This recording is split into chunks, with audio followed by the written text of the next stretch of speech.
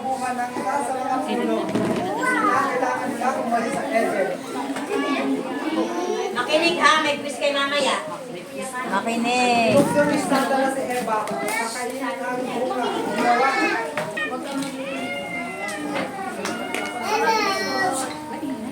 Ako naman po ang kapaliwanag na pagtuturo ng kahalagahan ng pambansang matawad sa mga bata.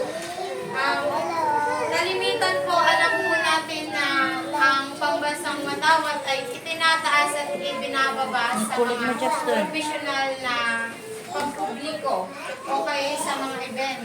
Pero sa bawat event na ito po ang ating makikita.